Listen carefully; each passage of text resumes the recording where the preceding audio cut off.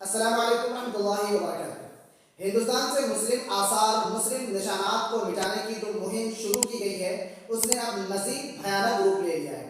ہندوتوادی ٹولہ اب کسی مسلم عمارت کو ہٹانے کے لیے کسی عدالت کی اجازت حاصل کرنا بھی ضروری نہیں سمجھتا ہے۔ ویسے بات کسی نارمل عمارت کی نہیں ہے بلکہ ایک مسجد کی ہے، 150 سالہ قدیم سنہری مسجد کی۔ دہلی میں یہ مسجد سنہری باغ میں سینٹرل سیکریٹ کے قریب ہے۔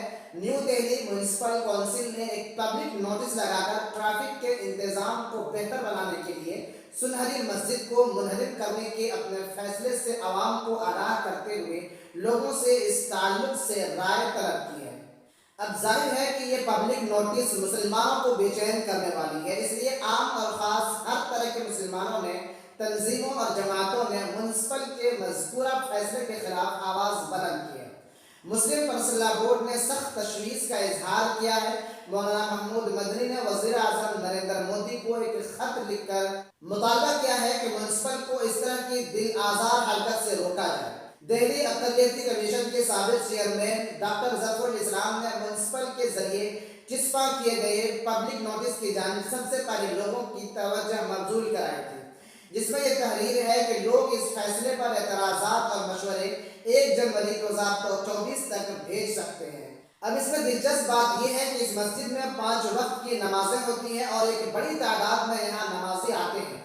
جمعہ کے دن نماز میں 500 سے زائد لوگ پہنچتے ہیں۔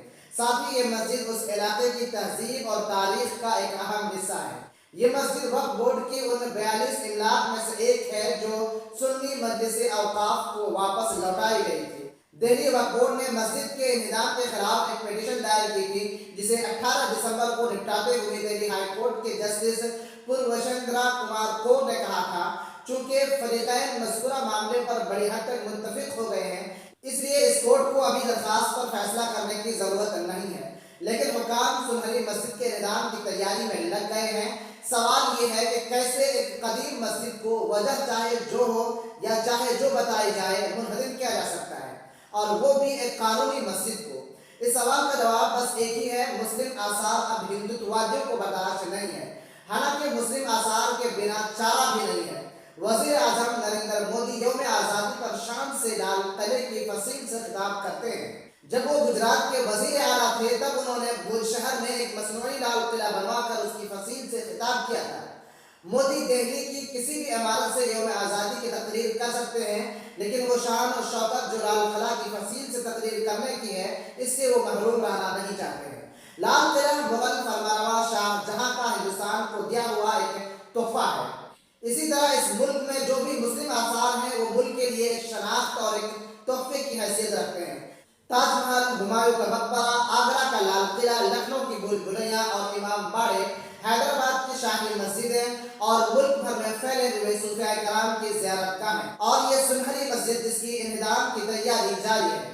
مسلمانوں نے اگر ہندوستان پر حکومت کی ہے تو ہندوستان کو مسلمانوں نے بہت کچھ دیا بھی ہے، تعمیراتی، تہذیبی، ثقافتی اور سماجی ہر طور پر اسے مالا مال کیا ہے۔ مسلمانوں کے دیے گئے آثار سے چھٹکارا نہ آسان ہے اور نہ ہی ممکن ہے۔